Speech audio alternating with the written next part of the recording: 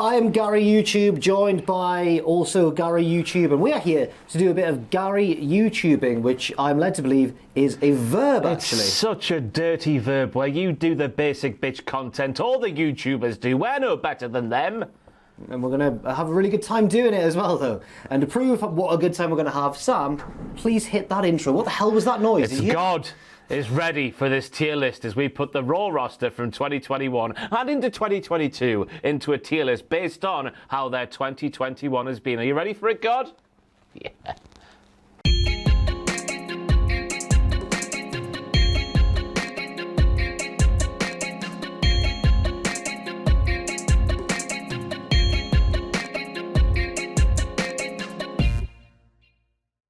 Now, as with all of these tier lists, we are sorting them into 5 distinct categories, ranging from the best to lovely, lovely, lovely, to alright, to just about bearable, and finally the bottom one, which is, of course, the bin. Get in the bin. Yes, absolutely. And just having a quick scan of the first couple of names here, there might be a bin candidate really soon. But I wouldn't suggest the first two who we're going to group together would belong in the bin. We'll see where they go. It's AJ Styles and Omos who we've grouped together because they had a very similar year. They were together for pretty much all of it. So AJ started off taking part in the Royal Rumble and the Elimination Chamber. Didn't win either, but did almost win the Chamber. He was last eliminated by Drew McIntyre. Then with Omos, he beat the New Day. They both beat the New Day for the Raw Tag Team titles at WrestleMania in a really fun match. Omos was really impressive. It's big coming out there, Party Jack. He did the wrestling better than I think most people expected him to do, and just about as well as a man of that size with that amount of experience could possibly do on the grandest stage of them all. Yeah, I reckon that's true.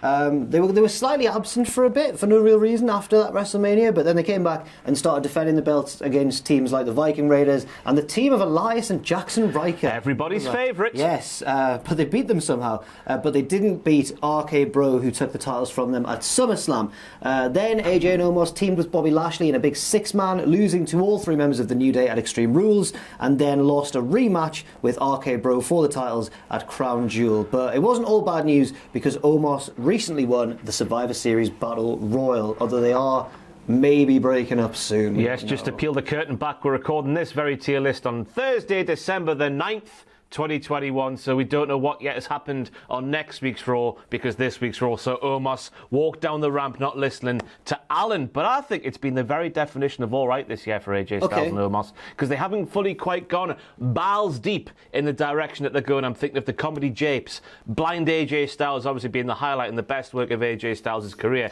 I'm thinking of at the start of their run when Omos would literally catch AJ Styles falling from the sky. They could have taken that a bit further. It feels like they could have gone in several directions, but they've just sort of meandered in the middle of many different things. So I reckon all right, me. I'd agree with that. I'd agree with all right, but I'd say probably the top end of all right. They've been doing pretty well, and I think it's probably benefited Omos' career tremendously. How could AJ Styles not benefit Omos? That's how you work, brother. Absolutely. Yeah. Next up, we've got a man who's benefited massively from the 24/7 division.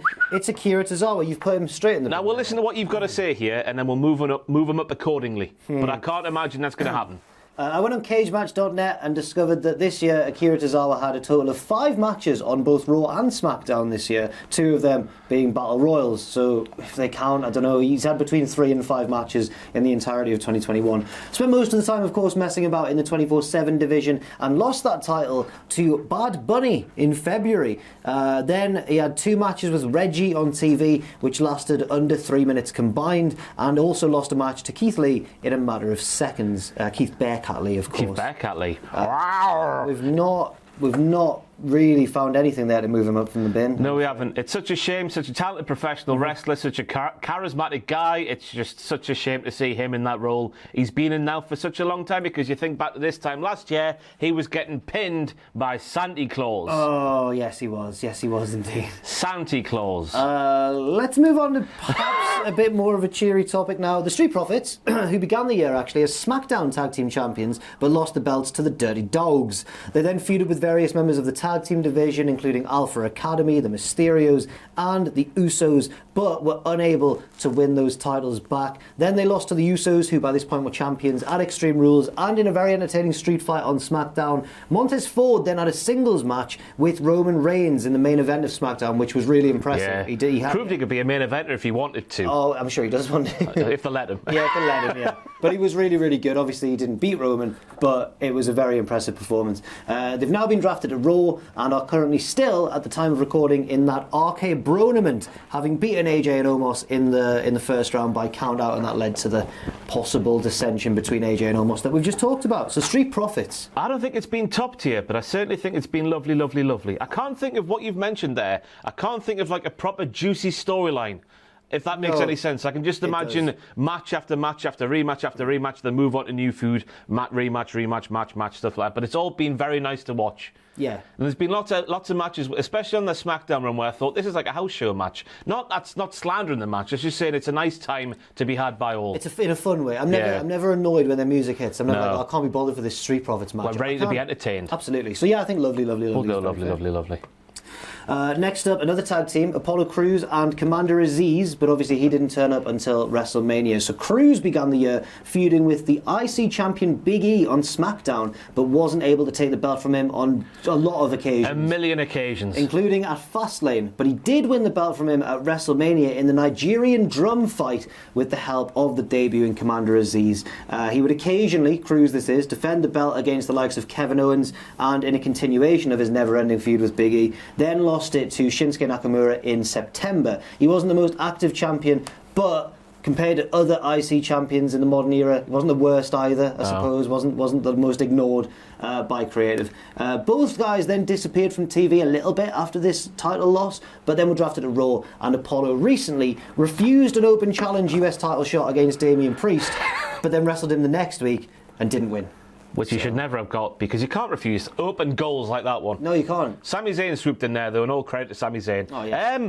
This was the year where Apollo finally got his gimmick in WWE as the sort of Nigerian royalty, descendant from royalty and stuff like that. All the stuff that comes with that, the scarf, the spear, the accent. I was thinking this could be a thing that could take this man to heelish heights on SmackDown or Raw as we find ourselves at the end of the year. But it just hasn't happened, has it? No, it really hasn't happened. And I think through no fault of his own, they got sick of him. Yeah. The booking team. And again, he did everything he could. The big criticism of Apollo Crews was always, he's brilliant in the ring, but he's got no character at all. They gave him the character, he did well with it, they gave him the big henchman, and then they got sick of him. What can you do? I don't know. It does just feel like going around in circles, but the matches, especially with Big E, while it was repetitive because it was the two same men involved each and every week, it felt like, for a long time on SmackDown, or at least, 8 weeks out of 10 or something like that. They were always good. Yes. And they always had hard-hitting things. I remember Big E dropping the stairs. Apollo dropping the stairs on Big E. And I remember suplexes on the apron in every match and stuff like that. So they never phoned it in, but it was just the repetitive nature of what we were seeing. How far does that weigh it down? And that's not even his fault, really, is it? I can't decide between all right and bearable. If we're putting AJ and Omos in all right, I would suggest it's maybe towards the bottom end of all right. But it's still the same. It's still tier. sort of similar tier to AJ and Omos. We'll go for that one. Austin Theory's next, the talk of the town at the minute. He began 2021 as part of The Way on NXT, primarily helping Johnny Gargano keep a hold of his North American Championship, and also being terrified, I've put here, by Dexter Lumis, because he got kidnapped by him at one point, in fact. He was absent for a while, but returned for Lumis's wedding, now is when The Way sort of turned face a little bit, and then was called up to Raw, and began attacking superstars and taking selfies with them. And then, of course, Survivor Series rolled around, and everything changed because he stole Vince McMahon's $1 million egg, $100 million egg, excuse me, Whoa. to take a selfie with it, and has since been sort of taken under Vince's wing. And I've said here, although the direction of the storyline isn't quite clear at the moment, we don't know what's going to happen. I mean, the direction it looks like it's taken is that Vince McMahon is trying to get inside Austin Theory's pants. Yeah, he is. Impress me with your brain. Yeah. A weird old, I love The Way.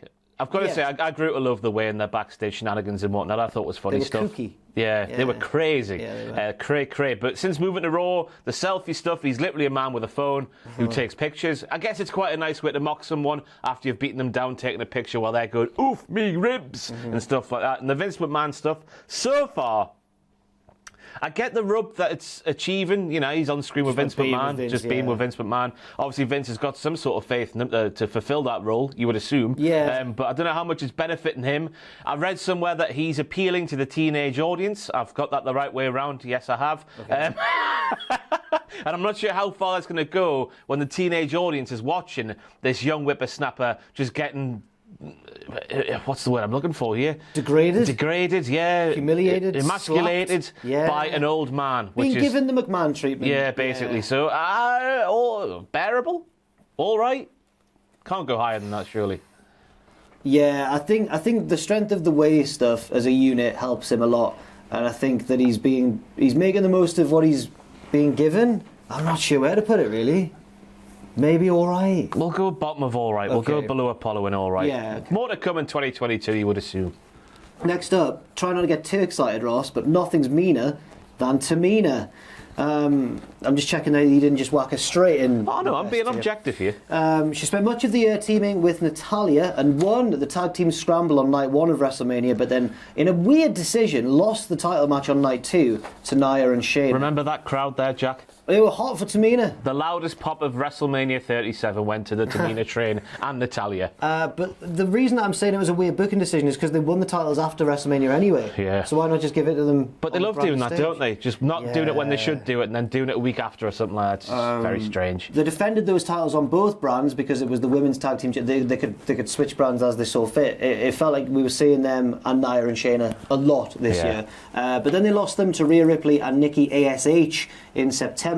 Then Tamina was drafted to Raw, but Natalya stayed on SmackDown, which ended their team because there's not any tag teams anymore, especially in the women's division. And she hasn't really done much since. She's lost to Bianca Belair a couple of times, most recently. But she's made Bianca look like a star. Yeah, People think I'm being sort of ironic on a podcast when I say how much Tamina's flip-flopping flying around for Bianca Belair, but no, I'm not. Tamina's a big lady, remember? She was bumping like a boss, as OSW review would say. Like a boss. Like a boss. Like in comparison to the rest of the roster, I mean, she's a bigger and henchman and stuff like that. But definitely that WrestleMania Night 1 win has got to keep her out of the bin at the very least. So I'm going to suggest just about bearable because once again, for all the Tamina train members worldwide, it's been another frustrating year watching Tamina in WWE. It's not been quite as bad as 2020 where she was getting screwed left, right and centre. Remember the cage match? I do. Remember the stuff with Sasha Banks? Remember Karaoke? Where she was given 60 seconds and then cut off after about 20? Yeah. Disgusting. Everyone else got more time than her. Yeah. Maybe next year. Maybe next year will be her year. One of the women we're talking about next who took the tag team titles from her, Rhea Ripley. This is her brutality. She appeared in the Royal Rumble even though she hadn't yet been called up and had an impressive showing. I think she came second and Bianca Belair eliminated her last, but the story of the Rumble was them, like the two of them dominating. She debuted on Raw in March and challenged Asuka for the Raw Women's title at WrestleMania, replacing Charlotte Flair in that match, I believe, which she went on to win. Then she clung onto her title for a while during a feud with Charlotte, which was a bit of a weird heel versus heel feud, or at least Rhea was using some of Charlotte's trickery against her. She would get herself DQ'd, or she'd pin Asuka in a triple threat and Charlotte wouldn't actually lose, but she would still lose. But eventually did lose to Charlotte at Money in the Bank. Charlotte still sort of has her number. Then she formed a tag team with Nikki Ash and won the titles from Tamina and Natalya, as mentioned, but then a couple of months later lost them to Carmella and Queen Zelena. So the year started off on a high, but then sort of fizzled out towards the end, I think, for Rhea Ripley. And that's no fault of her own performance, really, because it's just the women's tag team division. They just don't care about the women's tag team belts whatsoever. Yeah. So whoever holds them, unless it's Bayley and Sasha, are destined to fail. That's what we've been told so far in the lineage of that title. But the first half of the year was good. She got that win at WrestleMania. That's a good thing after not getting the win at WrestleMania 36. Yes. She got the big entrance at WrestleMania. She had a feud with Charlotte Flair where I think she mostly had the upper hand. Yeah. This year. I remember one time she got the best of Charlotte and then kind of went, nah. Yeah. Nah. Brutality. Yep, good. But it's Rhea Ripley, remember, that we're speaking about here. Yes. She's a star in the making. She's very different than anything we see in WWE today. Just because of who she is and what she can possibly do, is it all right? The top end of all right, I should say. Yeah, I think so. I think the booking, they didn't pull the trigger on her quite enough for her to be in Lovely, Lovely, Lovely or the best. But I think top end of all right's probably just about right, yeah. There we go. Big E is next. Began the year, he's had an eventful year. We've got to put him straight at the top, haven't we? Well, go for it. I will read off what he's done. He became the champion this year. Well, he began the year as IC champion on SmackDown. I felt like Byron Saxton there, or like one of the play-by-play guys, getting you back on track. Well, he began the year, to your point, as IC champion on SmackDown, having recently beaten Apollo Crews, then beat him again at Fastlane, then lost to him, as we mentioned, in the Nigerian drum fight. Then he began a feud with Aleister Black, which was dropped because they just released him. So that was weird. Yeah, Aleister confronted Big E in the SmackDown, and then that was it. That was the last. After so many weeks of promo packages for Aleister, I keep wanting to call him Malachi. Yeah. But Aleister Black with the cartoons and whatnot, and the Dark Father, and all that sort of backstory for his character, and it was just pissed away. It really was. But then he was put in the Money in the Bank ladder match instead and won it. Then the briefcase was stolen for a little bit by Corbin, but then Big E beat him to win it back on the SummerSlam pre-show. He cashed in, of course, on Bobby Lashley in September to win his first ever WWE Championship, and was then drafted to Raw shortly afterwards. He beat Drew McIntyre at Crown Jewel, but he did lose to Roman Reigns in the champion versus champion match at Survivor Series. Exciting match, though. He wasn't just beaten down with a plum, was he? But as we said earlier, the matches with Apollo Crews were fine. It was just the repetitive nature that sort of made you think, oh, I'm not seeing this again, are we SmackDown? Even though it was good stuff. So that was maybe the low point, and then it's just sort of been going way ever since. Yeah, he's had a career year. The title run is a bit underwhelming. A little bit underwhelming, how it's getting a bit foggy with so many people being involved and whatnot. So maybe that weighs it down a bit more as well. But let's not forget, Big E became WWE champion this year, so I reckon he's got to go in the best for I think so too, I'd agree with that. Who's next? Queen Zelena is next.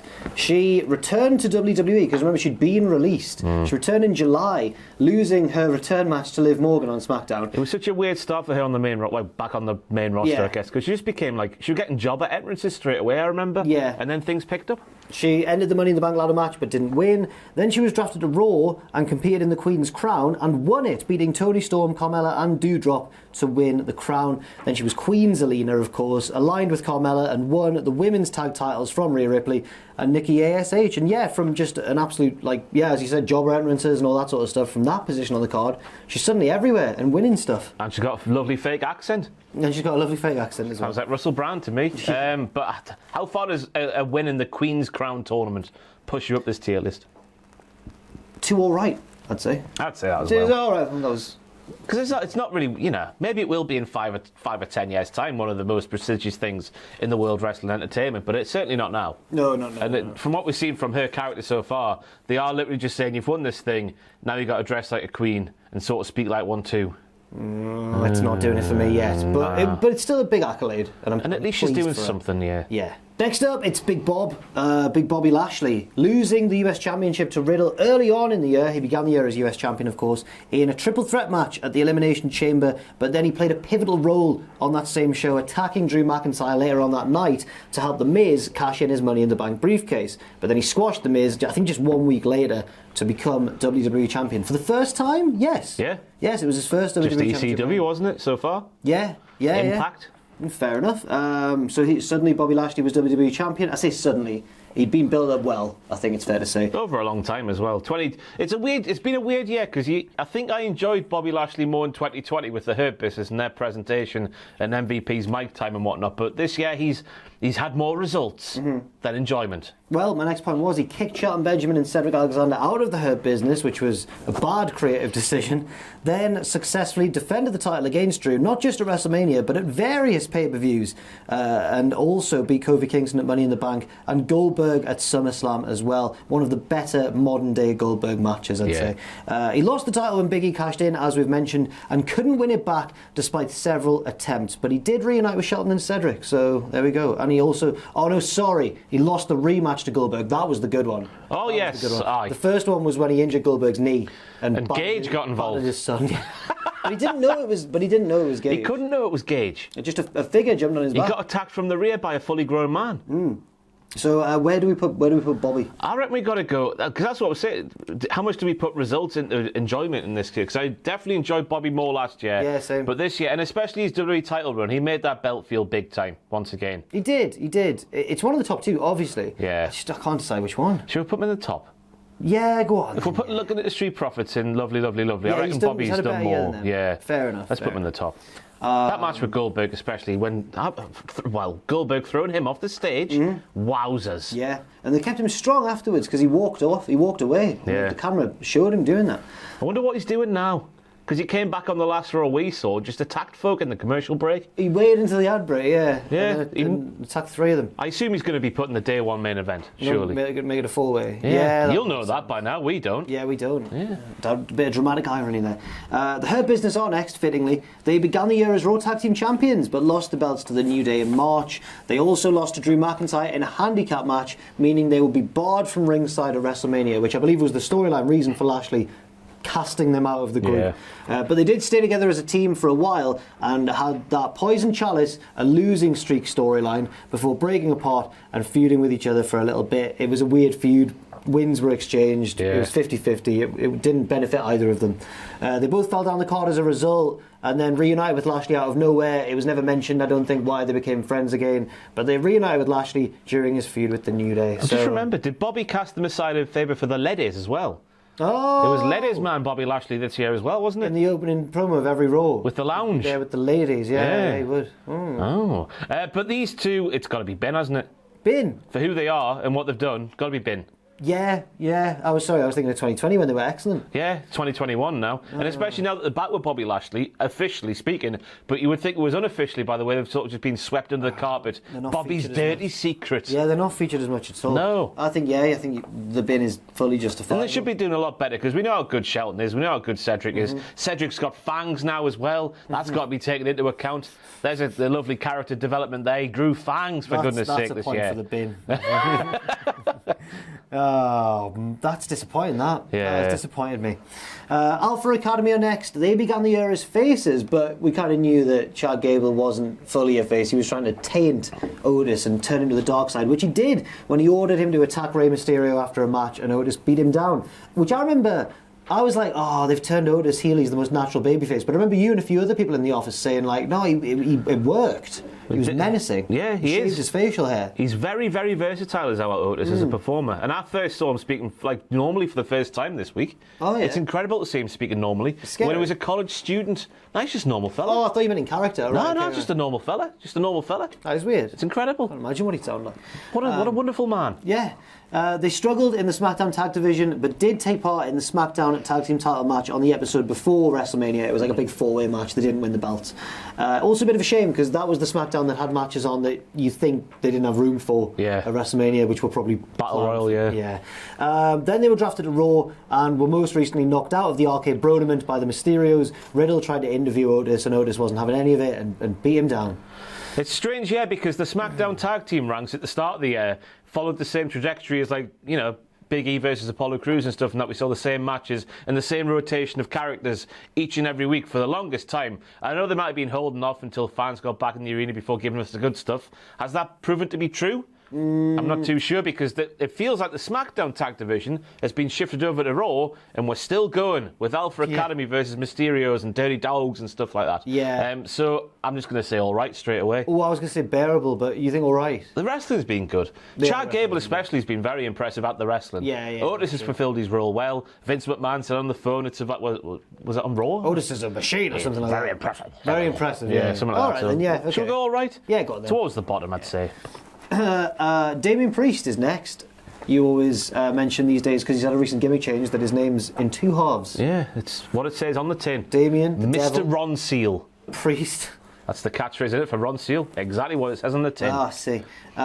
He appeared in the Royal Rumble back when he was just a nice man, and debuted on Raw the following night, beating The Miz after being introduced to the ring by Bad Bunny. He would feud with Miz and Morrison up to WrestleMania, beating them alongside Bad Bunny, but I remember rumours or reports that he was injured in that match, or that he was injured in the build-up to that match, so that's part of why Bad Bunny had to do so much of the work. Didn't notice that's how good Bad Bunny was. Absolutely. Say on, eh, Campion Booker T. That sounds, obviously that's all great and stuff. Everyone, wow, Damien Priest doing much better on the main roster than we expected, especially for an NXT call-up. Then he won that zombie match with The Miz at WrestleMania Backlash. You forget about that. I forgot who was in the match with The Miz, and I forgot it was Damien. Damien Priest, but he won it at least. Yeah. And The Miz and Morrison were eaten after that.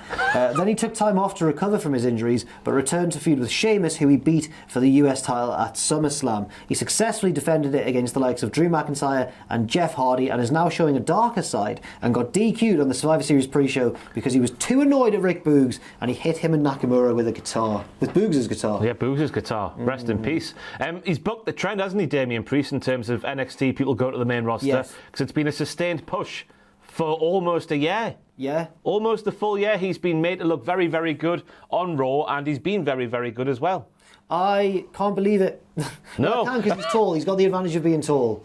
So, that would help on the main roster in Vince's eyes. But in terms of just the sheer number of NXT call-ups that aren't treated like this, because it was a big worry. Look at what Damien Priest was in NXT when he was just a sort of like the midnight shagger. He would go to these nightclubs and be in jacuzzis with ladies deep into the night and stuff like that, drinking champagne, and you think there's a gimmick Vince McMahon won't understand. And to be fair to them, they've given him a different gimmick that Vince can understand, because his name is Damien and his name is Priest.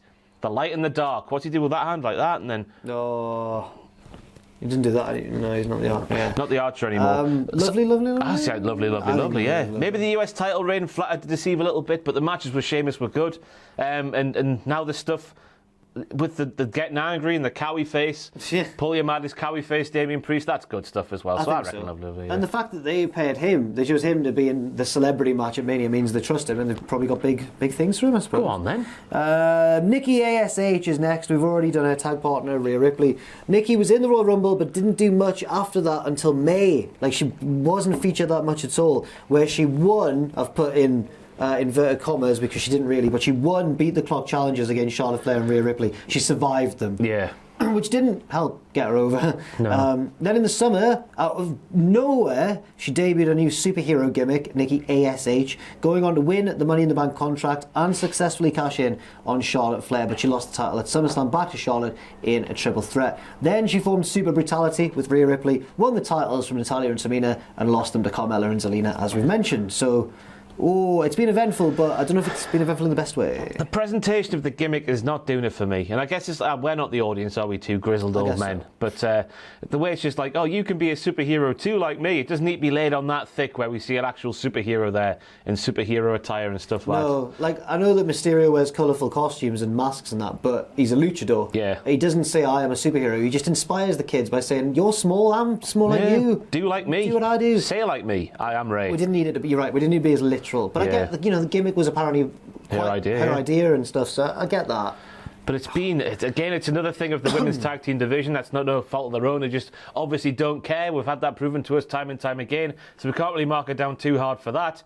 Before that, as you say, she was missing for a long time after being the Southern Sassy Belle. Oh, the Sassy Southern Belle with the theme music, which just didn't fit her at all. I'm trying to think of the highlights of the year. Winning the title. Winning the title. That was the thing. She cashed in on the title, yeah. The way she got there left a bit to be desired, as you say, with the sort of just surviving the beat the clock challenges and sort of sweeping out the back door with the title, so to speak. Oh, she won money. Yeah, but the night after on Charlotte Flair, wasn't it? It was the very night after. But if we're taking Big E's title win as a big plus, and his was a cash in.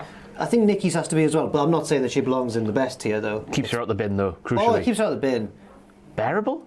Yeah. It hasn't been much, has it? It does feel harsh. But her top of bearable. I think she's got to be on the same level as Zelena, though. Oh, go on then. We'll put her on the same level as Zelina's in there. I think Nikki can be in there as well. Yeah, I would say that just the presentation of the gimmick needs a bit of work, doesn't it? It does. I'm not confident they'll do it, but we'll wait and see. Next up, yes, it's the Dirty Dogs. Now remember, I've been objective with Tamina. You like them as well. I do like them. Me. But what have they done this year, Jack? The Dirty Dogs, for those who don't know, of course, how could you not, are Dolph Ziggler and Robert Roode. They won the SmackDown Tag Team titles from the Street Profits in January and held them until May, defending them in that big four-way pre-WrestleMania match on SmackDown the week of WrestleMania. Then they lost the titles to the Mysterios at WrestleMania Backlash and tumbled down the card after that, becoming heel filler. Then they were drafted to Raw, and they've had a couple of tag title shots against RK Bro, but they've never come up successfully. So...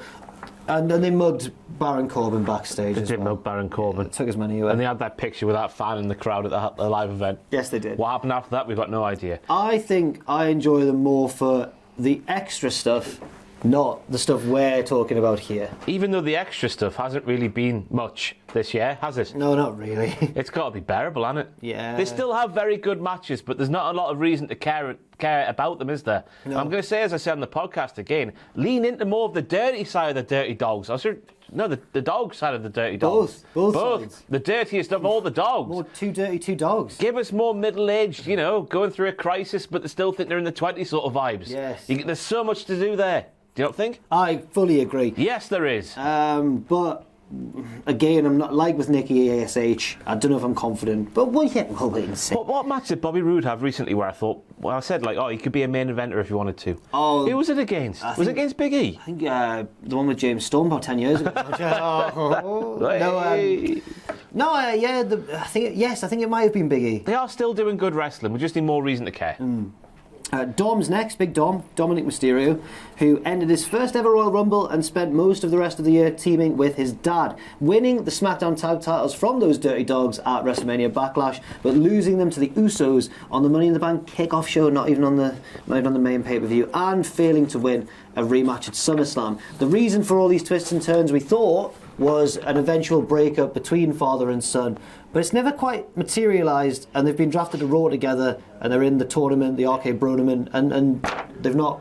That's it. They're not feuding yet. This must lead to a discussion of how much we have to put faith in the dirty sheets, because of course these reports have come from the dirty sheets and nowhere else. Yes. I said the dirty dogs there. The dogs dirty have sheets been and spreading nowhere else. So how much are we going to let those reports? That could be bollocks. Let's just say it. How much are we going to let that cast our judgment here? I think that I don't really know. I think even that aside, it still felt quite stop-start, hasn't it? Yeah. They've been arguing, then they've made up, and then Ray goes like, "I'm really proud of you." Then he doesn't want him at ringside. There needs to be more consistency. And when the Usos took the titles off them, everyone just said, yes, it's time for the Mysterios to lose the titles, which is not a good thing. No, it's been, but it is, Dom's still relatively inexperienced, so it's not been like a catastrophe or anything. For him, it's got to be at least all right. Yeah, I think so. He's still a young pup, isn't he, on the main roster? Yeah, Hook would batter him. Yeah, he would. Liv Morgan. A recent rise to prominence for her, but before that, at the beginning of the year, she was still, and it feels longer ago than this, but she was still teaming with Ruby Riott, including an appearance in that scramble match at WrestleMania Night 1. The team ended when Ruby was released, of course, and then went to AEW, and then Liv had, well, it was like Big E and Apollo, but more, I think. She had a never-ending feud with Carmella for much. And the wins went back and forth as well. It didn't help One week she anyone. would win, next week Carmella would win. She was added to the Money in the Bank ladder match because she was annoyed that Carmella was in it. So she took Carmella's spot because Carmella had like a title match that week instead or something. But she failed to win that match. Then she lost to Carmella in the opening round of the Queen's Cup. So it wasn't just the meaningless matches that they went back and forth in. It was ones that meant something in storyline as well. Then she was drafted to Raw and out of nowhere became the #1 contender, winning a multi-woman match. I think a fatal 5-way perhaps. Challenged Becky Lynch and lost to her in a very well-received main event of Raw, where she put up a good effort, but Becky grabbed the ropes. And she's had character put on her for the first time. Yes. She's a wrestling fan who grew up a wrestling fan, and now she's living the dream, fighting Becky Lynch for the title. Yeah. That's more than we had so far when it comes to Liv Morgan. Maybe that is more of what Nikki Ash's presentation needs. And She's just like you. You could do what she's doing. It's not as on the nose, is it? No, and I think it's worked. This last couple of weeks or month or so has really, it might have bumped her up 2 tiers, Ross, from wherever we were going to put her before that. To lovely. Or were you going to put her in bearable? Yeah, well, no. That was all right, maybe. Got to think the first 3 quarters of the year was a long time. It was. I think now it's all right or lovely. Is it good enough for lovely? We'll go. Rhea Ripley's in all right, so should we go similar? Top of because I've sort of had similar things happen, but at different parts of the year. Like Rhea was up there in the spring, and now Liv's up there in the winter. Yeah. Rhea's down there in the winter. Liv was down there in the spring. That makes a lot of sense. Yeah. They've had opposite trajectories. Yes. We've talked about Dom. Now it's time to talk about his dad, Rey Mysterio. My first point here is just see Dom's section. Yeah. Their title reign, but I've added a detail. Their title reign made them the first father-son tag champion duo in WWE history, which is nice. But then Rey had a short singles feud with Roman Reigns as revenge for Roman attacking Dominic, which culminated in a Hell in a Cell match, which was kind of the way the Hell in a Cell matches should be. Yeah. It wasn't in October. It wasn't just cause Hell in a Cell was coming up. It was on SmackDown. I think it may have even been Open the card, yeah. Hell in a Cell match as well. I don't want to commit to that. Opened the show, did it? I'm sure it did, didn't it? Wow. Yeah. Roman won, of course, but it was a good match. It was exciting when Rey came out all guns blazing with weapons and everything. Then he was drafted to Raw with Dom, and that's where we find ourselves now. Got to put them in the same bracket, haven't we? I think one above. One above? For that feud with Roman. Oh, yes, I'll go for that. Defending the honour of his son, because, of course, Dom got murdered, didn't he? He got actually murdered. Got actually murdered by Roman. We'll go for that, then. One tier above. Tell you who's next. Who? I think you know him. It's Edge. I see clearly now. Yes. The reign has gone. Aye. He won the Royal Rumble at the start of the year from number 1, which genuinely... Wait there, this year? Yeah, that was this No. year. Yeah, that was this year. Dear. Because then he got into the main event of WrestleMania. He did, didn't he? He did, that was it. And then Daniel Bryan made him look like a right whopper. Yeah, so he chose to face Roman Reigns, but Daniel Bryan was also added to the feud and the match, making it a triple threat. And then Roman obviously pinned both at the same time and won. And I found out an interesting stat as well. This makes Edge the first person to win 2 Royal Rumbles and lose both subsequent title matches at WrestleMania. Wow. Yeah. Wow. 'Cause I think he lost to Jericho back in 2010. Yeah? Butler. Yeah, he did. He then took some time away, selling the effects of the defeat, and then returned in June and set his sights on Roman again, but he lost their rematch at Money in the Bank after interference from Seth Rollins, which started a feud between them. They went back and forth. This was quite a long feud. I like this feud. He beat Rollins at SummerSlam, but he lost to him on SmackDown, but then he beat him in the Hell in a Cell match at Crown Jewel. 2-1. Yeah, 2-1. It's where Rollins was trying to take all of Edge's moves, because Edge was like, I see a lot of you and me. Yeah. And Rollins was like, now I'm better than you. But then he realised, if I take what makes him good, I'll become good too. And he tried to do that, so I like that stuff. Edge went to that dark place. Yeah. The Brood. Where he just says, yeah, he did. He did, yeah. Wow. Yeah, he's done a lot. All these things that happened this year. Yeah. Now, of course, he's on Raw. He took some time off again, which I can't blame him for. He's an older man. Yeah. Took some time off again. Now he's on Raw and is feuding with The Miz. Feuds you didn't ask for, but feuds you want to see. Yes, and part of that I think is down to Edge's promo ability to build a story, and The Miz's as well. Yeah, because we've seen so far that The Miz is telling the truth, and you can see his point of view. Edge is saying some things, you can see his point of view, so it makes for a good thing. Whose side are we on? Grey, yes. Edge has had a good year. He's not done as much because he's not been around as much, but I think he's had a good year. I would say, it's few and far between because of reasons. We know what the reasons are. We can't hold that against Edge. He's doing the matches he's contracted for. Yes. And his body will allow him to do. So I would say, in terms of what he's done, it's been lovely, lovely, lovely. The build-up to Mania was interesting because he turned himself from one of the biggest baby faces in the country, and then Daniel... In the country?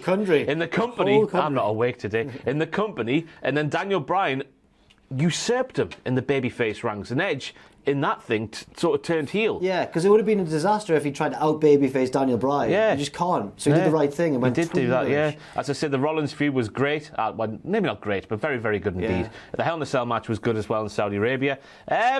So yeah, lovely. Lovely. He won the Rumble from number 1. I can't believe that was this year. It's been a long year, hasn't it? I would say best, but I mean... Do you want to put him in best? Maybe top of lovely. Top of lovely? Maybe top of lovely, yeah.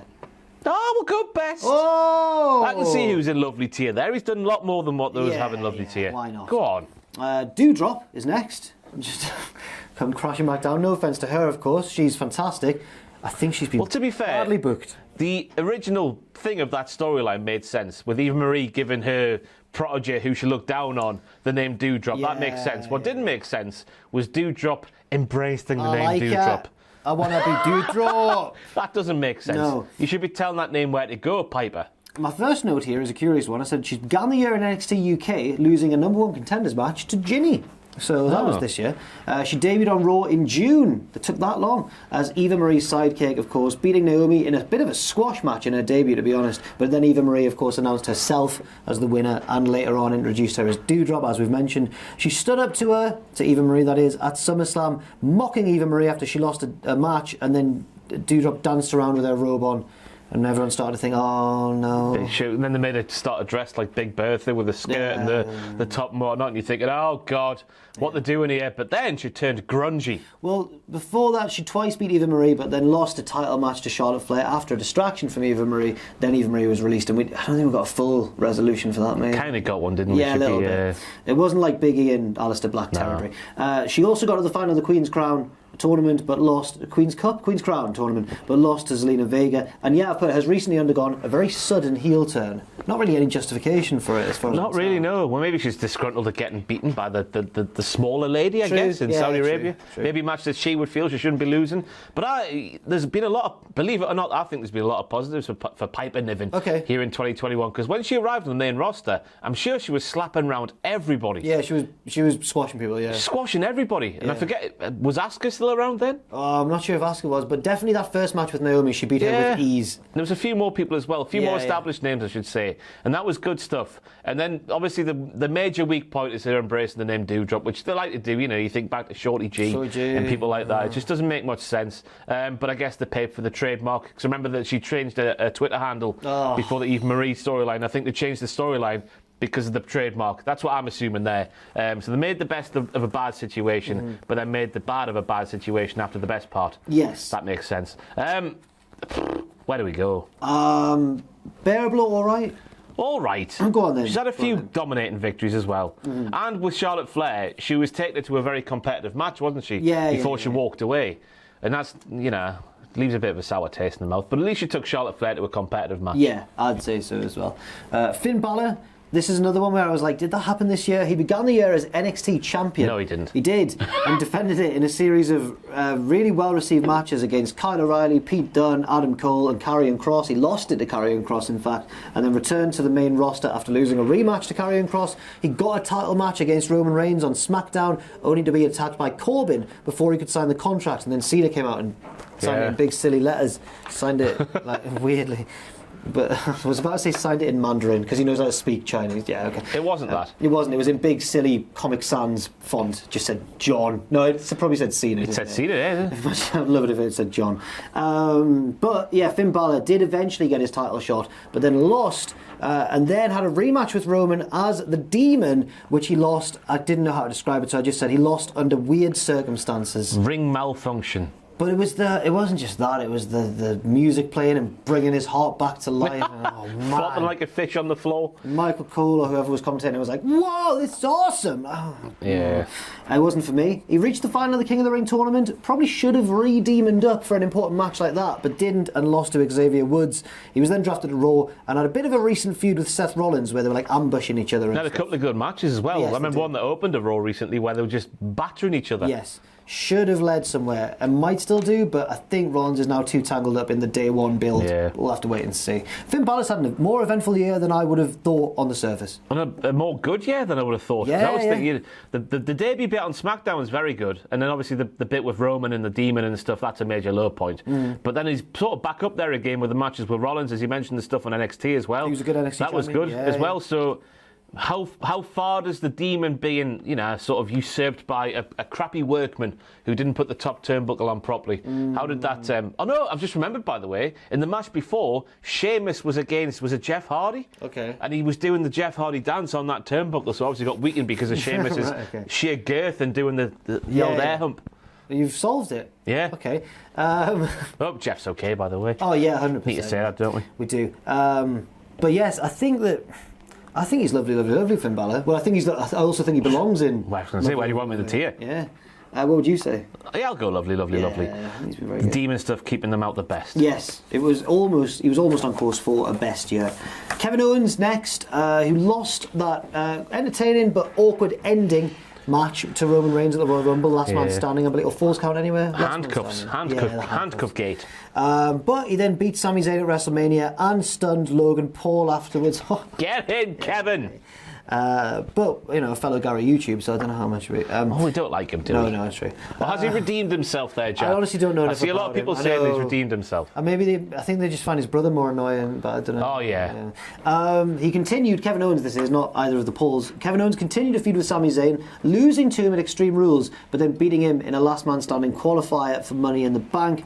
Then he didn't win that match. Then he was drafted to Raw and is currently set for that title shot at day one against Big E and Seth Rollins at the time of recording, but Lashley might also get involved. He's turned heel as well after that miscommunication with Big E, but I've put I don't know how much you agree with this, but he's sort of a tweener when Rollins is around. Yeah. He's kind of in the middle of that feud. Which sort of makes sense with Rollins being the more defined heel. Yeah. But it makes you longing for 2015 Kevin Owens when he was the biggest heel in the NXT. So Kevin Owens is probably less defined. Sam Driver. Not anymore though. He's changed it. The Sam Driver now. What? I didn't know this. On the Twitter. Oh, the Sam Driver. What have you done? Look at you, Sam. What are you doing, eh? Kevin Owens though, all right. Okay. Would you say any higher? No, because I think if he had a couple more months of the year to work with in this feud, he'd be in lovely territory. But for the minute, it's too little, too late for me. But of course, we are speaking about a man whose contract reportedly is up just after day one-ish. So what could happen next year? Who knows? Do you know? I'm really, really thinking his mates are all in AEW, apart from Sami Zayn, who's his best friend. But most of his mates are in AEW. You'll probably go there. Probably. Not sure. Next up, we have Dana Brooke. She began the year teaming with Mandy Rose. They were models and that. They were blonde and they were muscular and they would come out and go, we're blonde and muscular. Yes. And then fall down on the WrestleMania ramp. That wasn't Dana though. Mandy, that was Mandy, yeah. And actually, Dana, I've put here, I can't remember it, actually got a singles win over Shayna Baszler. When? Before WrestleMania, apparently. Where? Yeah. She also took part in the tag team scramble at WrestleMania when Mandy Rose followed her on the ramp. She continued to team with Mandy after Mania and got into that feud with Tamina and Natalya where they were training in the ring and Mandy and Dana were doing. We're taking pictures and you're distracting us by working. I couldn't work out who to cheer for, but I didn't have to worry for too long because that feud was cut short because Mandy was moved to NXT. Yeah. Now Dana is a singles wrestler on Raw and at the time of recording is the 24/7 champion. And seemingly can't be beat because the men just sort of go, oh, what are we meant to do here? Scared to attack her even though women have won the belt before and been rolled up. That being said though, Tamina is hot on the trails. She's chasing her, yeah. It's a strong sign for Tamina's future at the minute, yeah. Dana Brooke has had a very Dana Brooke year. Yeah. She's had a Dana Brooke. There's another verb for you. Bearable? Yeah, I guess so. I think bearable. Yeah, go on. It's dangerously close to the bin. Oh, she's bearable. It's fine. The Miz, he's awesome. He came to play, and he's an A-lister. I've just mentioned all those things. He cashed in the Money in the Bank contract on Drew McIntyre, as we've mentioned, to become WWE champion for I think just the second time, but with a decade gap in between the two reigns. The same amount of reigns, I believe, as Randy Savage. What? I love busting that stat. I think I did it when Sheamus won his second one. Oh, that's shocking. That was a sneeze and a cough at the same time. Into the sleeve, everybody. Yeah. That's the most hygienic place to do it. Fair enough. But he lost it to Bobby Lashley a week later on.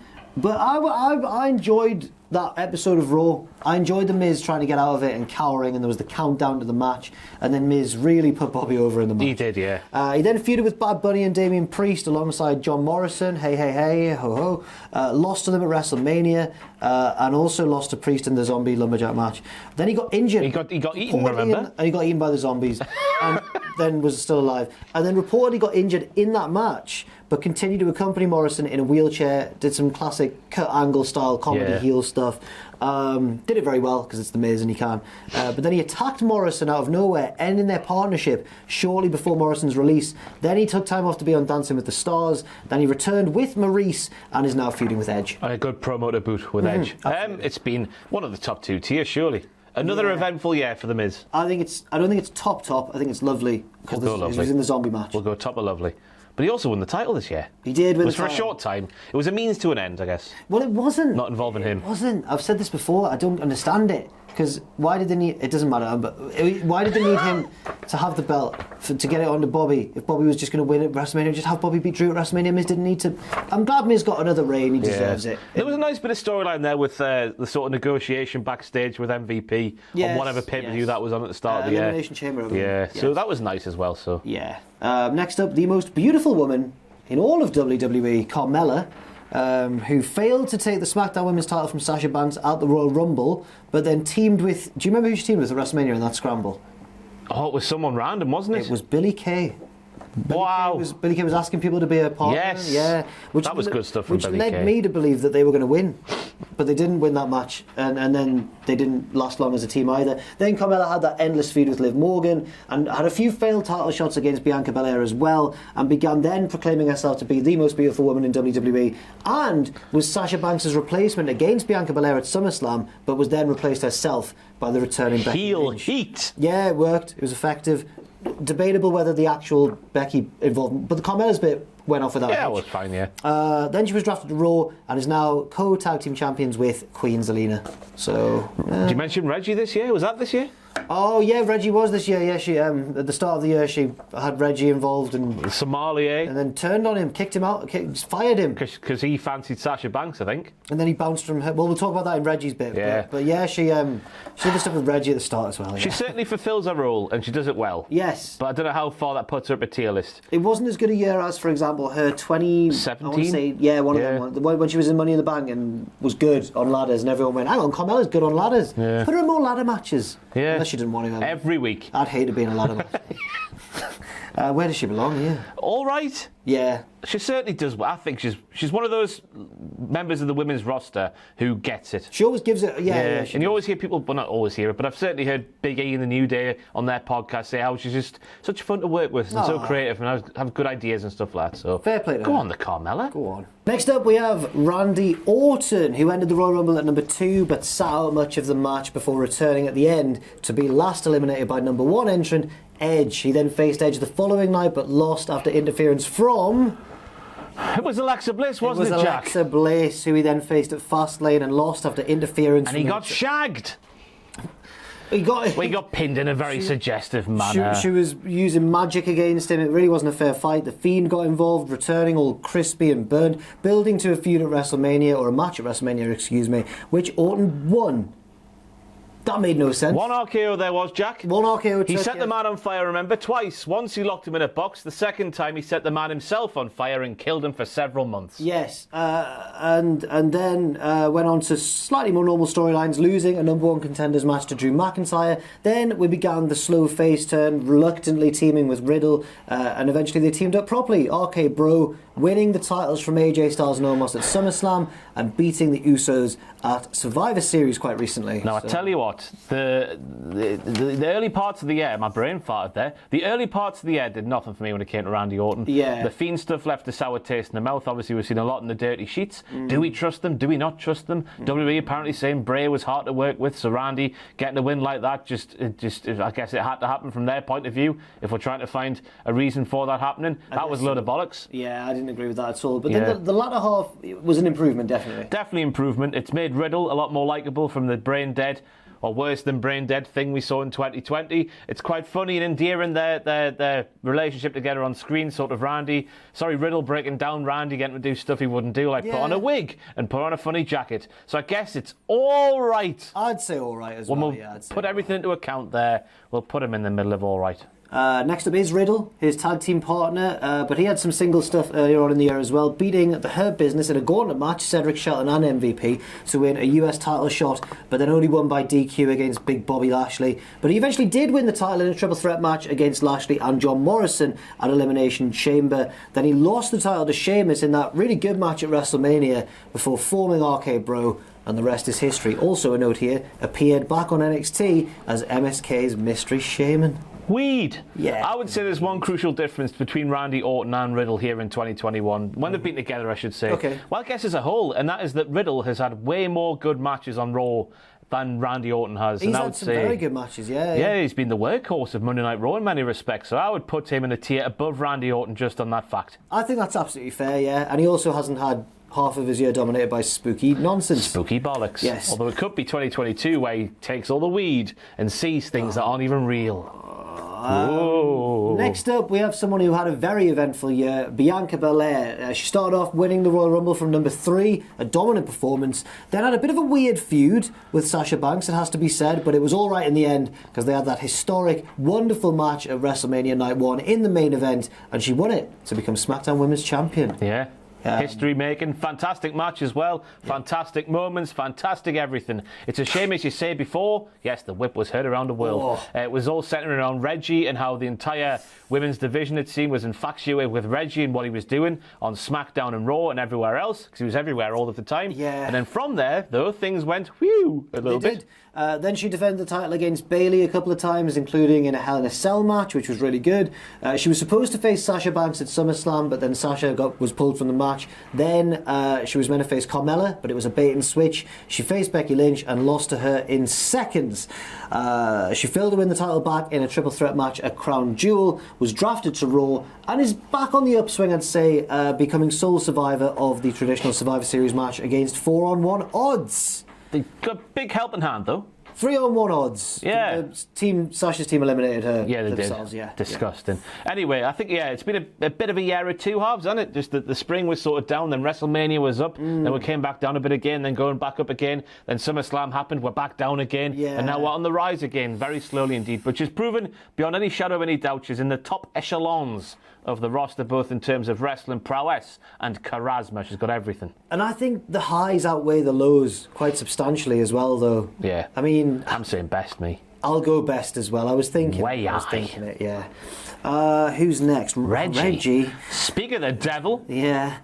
Started the year as Carmella's sommelier, or wine pourer, wine presenter. Would you like a glass of white with the fish, or a glass of red with the steak? Yeah, but he also did flips. He lost to Sasha Banks in an intergender match, was later fired by Carmella and was aligned with Sasha for a while. Then she got rid of him. Then he was with Nia. Then he was kind of adopted, taken in by Nia Jax and Shayna Baszler. Then they got rid of him as well. Then he revealed that he wasn't even French and he just used it to get in to WWE and achieved what all WWE superstars dream of, the 24/7 championship. Yay. Winning it from Akira Tozawa and spending ages evading people with parkour.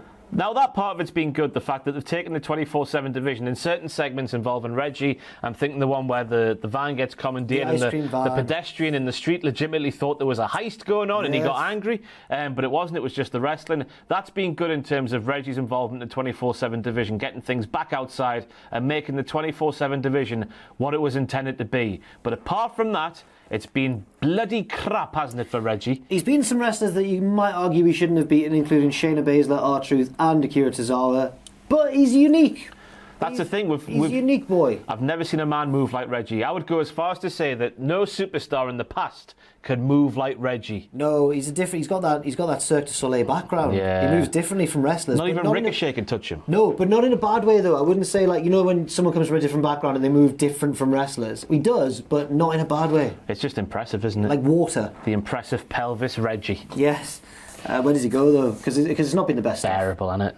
Yeah, he doesn't deserve the bin. No, he's too good for the bin, but then again, he's too good for the way he's been booked by and large here in 2021. He is. I'm at least still hopeful that he might be put to better use for a bit. They could make him a world champion if they wanted to. Yeah, potentially. They could. Yeah, they could. Yeah, why not? Why not? Everyone goes wow when he does the moves. It's just a shame he does the moves in a division no one cares about. Yes, from the present king of the 24/7 division to the past king of the 24/7 division, RTruth, who I've written here, really hasn't done much this year. Usually working with old rival Akira Tozawa and sometimes Drake Maverick to try and take the 24/7 title from Reggie and failing consistently.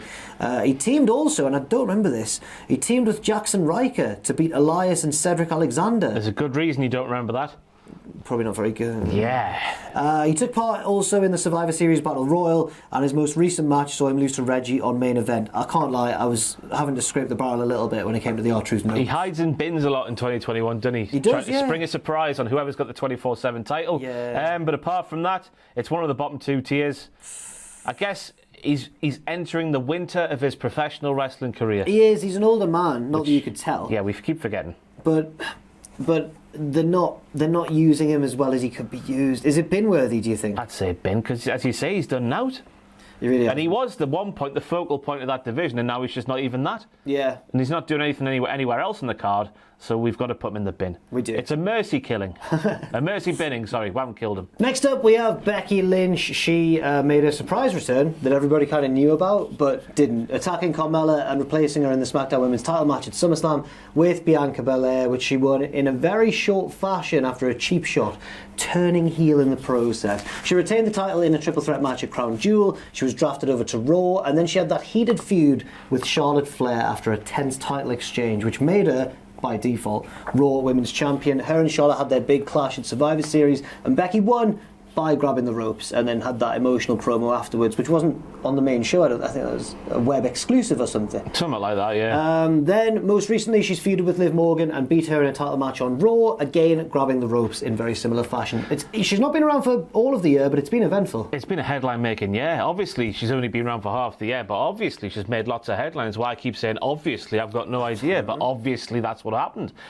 We didn't know she was heel at the time of SummerSlam, did we? Properly. So that left a bitter taste in the mouth. Obviously, a lot of professional wrestling fans around the world could not accept Becky Lynch as a heel and didn't want to accept Becky Lynch as a heel, which doubled down on the nonsense that was Becky's role at SummerSlam 2020. Since then, 21. We're in 2021, aren't we? Bloody hell. Since then, the stuff has been fantastic from Becky Lynch. Big time Bex. The thing in the sky, that can get in the bin. The glasses thing. Yeah, that can get in the bin. It's terrifying. Why is that there? I've got no idea. But I guess a heel would like that. That's besides the point. The outfits going off Rollins, that's fantastic stuff. The promos have been fantastic. The headline making, whether it be real or not real, they did it. They made headlines in the build-up to Survivor Series, herself and Charlotte Flair. But the build from to Survivor Series and then to Crown Jewel was a mess, because in the build-up to Survivor Series, when we're plugging that one, she was a babyface. But the build to Crown Jewel, when we're plugging that one, she was a heel. It was a bit of a mess. It was muddled. Yes. It was muddled. But both matches I thought were good. Yeah. And then coming out of that, the stuff with Liv Morgan has also been good. So while it has been half the year, it's been a good half year. I think it's been a year of massive extremes for Becky. But in my opinion, they cancel each other out and land somewhere in the middle for me. Do you reckon upper echelons of all right to lovely? Then. I reckon we'll go lovely. No, I don't think we can. I don't think we can, you know. I'll go lovely. Go on then, if you want. I'll go lovely. Oh. Yay! Next up, it is her husband, Seth Rollins, who came third in the Royal Rumble and started a feud on SmackDown with Cesaro, beating Nakamura at Fastlane, and then progressing in the feud with Cesaro to WrestleMania, where he lost, which was the right call.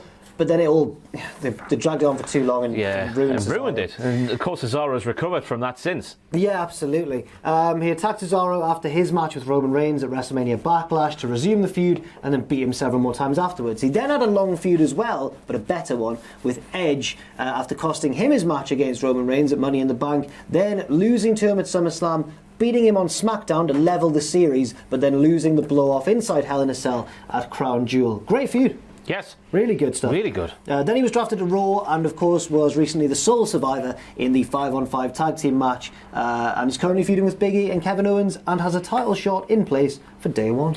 First and foremost, heel Seth Rollins is the way it should be. Yeah. Babyface Seth Rollins, can it work anymore? Don't want to see it. Heel Seth Rollins, fantastic. Yeah. So we start off there at the Rumble. Then we go up, I would suggest, to WrestleMania with Cesaro, and Rollins lost that match, and you're thinking, wow, they're actually going to do it with Cesaro. But no, we have several more rematches where Rollins has to win, of course, and Cesaro doesn't recover from that. Then we get the Edge stuff in the summer, and I loved it, me. Yeah. I loved the fact that Edge was like, Rollins, you're just like me. Your career is just the same as mine. And Rollins is like, no, I'm not. But hey ho, you're Edge, you're quite good, so I'll try and steal from you and make me as good as you are.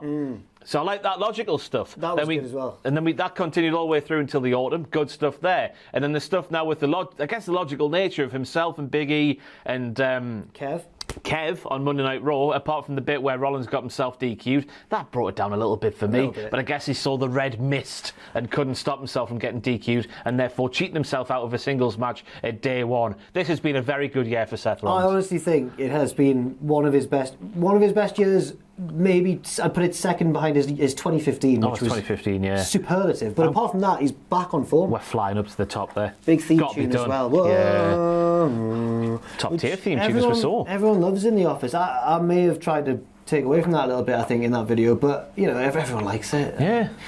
I miss Burn It Down, to be honest with you. Next up, equally as influential a figure in the current landscape, it's T-Bar. You've put him in the bin straight away there. Prove me wrong. He began 2021 as a member of Retribution, but then attacked his leader Mustafa Ali alongside Mace at Fastlane, disbanding the group. He then continued to team with Mace for a while until Mace was drafted to SmackDown and T-Bar was kept on Raw. He then had a short US title feud with Damien Priest, losing to him in a no DQ match, which was brilliant out of nowhere. Very Dijakovic. He was allowed to wrestle well, like he can. And he grew his hair out a bit. A little bit, yeah. And it was good. But does it save him from the bin? It's one match of the year, isn't it? Who else are we keeping out the bin for one match of the year? Okay, well, Tamina, maybe? Put him top of bin, maybe? We'll put him top of the bin. I don't know if he's the least bin of all the bin people. But it just makes you wonder why they don't let him be something that's more like Dominik Dijakovic than it is T-Bar. I don't know. We're closing the year on a very confused gimmick in WWE, but that's not a knock on the performer herself, who's great. But, I mean, it's Alexa Bliss, right? You know what I'm getting at here. She beat Randy Orton at Fastlane, as we've mentioned, with magic and with the help of The Fiend. But then she betrayed The Fiend at WrestleMania, and all the black stuff came down, and then she took his powers. Yeah. After he lost to Orton, and The Fiend, disappeared. Have we had it confirmed that she just had his gimmick given to her because of the apparent difficult workings backstage and all that stuff we've heard in the dirty sheets? I don't know that for certain. I don't know whether that came first. Maybe that was one of the things he kicked off about. Yeah. Or maybe he kicked off and then they did that. Because we didn't see Bray after WrestleMania, did we? Maybe in a video package or two.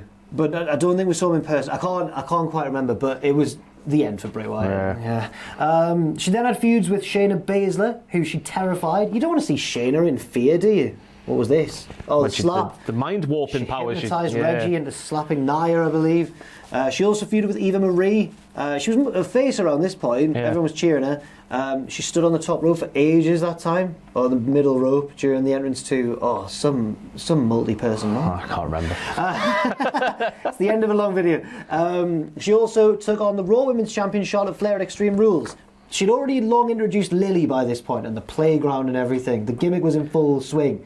But then Charlotte ripped Lily apart, and Charlie was there as well, the other part. Oh yeah, Charlie. Charlotte beat her, ripped Lily apart. Alexa broke down, foamed at the mouth, sort of, and we've never really seen her. We haven't seen her since. Yeah, it's not for the want of trying. Obviously, we always say, well, I've always said in this year of all years, this 2021, it's not the fact that Alexa Bliss's performances have been bad. It's the fact that the stuff she's been given has been bad. I think she's been very convincing in that spooky role, and what they've asked her to do, it's been quite convincing, if that makes any sense whatsoever. It does. But it's just the fact that what she's been given has been so naff. I haven't enjoyed the presence of Alexa Bliss at all here in 2021. The only positive I can think is if they gave it to somebody less charismatic, it would be even worse. Yeah. But that doesn't mean it's good. I was thinking in my mind just about bearable, but it's not bearable because I hated it when it was going on. Yeah, it was all the segments she was involved in, just about each and every one. If you showed them to one of your non-wrestling liking non-wrestling liking friends, you'd be laughed at, wouldn't you? And that's not a position you want to find yourself in. It's the mark of a bad segment. Do we go bin? Yeah, I think it's not her fault. It's what she was given. But I think we go bin. It wasn't a good year for her, was it? Poor Alexa. In kayfabe. And that's how she was given. That's how we close it off. That's how we close it off. Thank you very much, Gary, for this. Cheers, Gary. Before we leave you, we're going to have to sort out your best of the best. And let's do this quick in case we lose it again, because we've already shot this one. I couldn't help but peel back the camera, but we've got to the very end and the camera's gone off, and we're doing the last bit again. Right, Ross, come on then. Was Big E better or worse than Bobby Lashley this year? I would say Bobby was better because the SmackDown portion holds down Big E, I would say, with Apollo Crews having the same match each and every week. Bobby's been very good. Yeah. Would you say that, who's that? Edge. Would you say that Edge is better, just because better this year or worse than Bobby? He hasn't been around for as long, I would say no. Fair enough. What about Bianca Belair? I would say Bianca's lows have been lower than Bobby's lows, therefore that keeps Bianca below Bobby in the tier list. And Seth Rollins, better or worse than Bobby? I would say Seth has been up second. In second there. There you have it. Bobby Lashley has had the best year in Raw in 2021. Would you agree? Yeah, probably actually. Yeah. What a guy. I'm going to rush this outro because we're scared that the camera's going to die again. Thanks very much for watching. Leave your thoughts in the comment section down below. I've been Jack, this has been Ross, but we've both been Gary YouTube as well. Look out for more exciting content, and I hope you're having a wonderful festive season. Thanks very much for watching, and we'll see you very soon. Watch the AEW one, it's coming soon.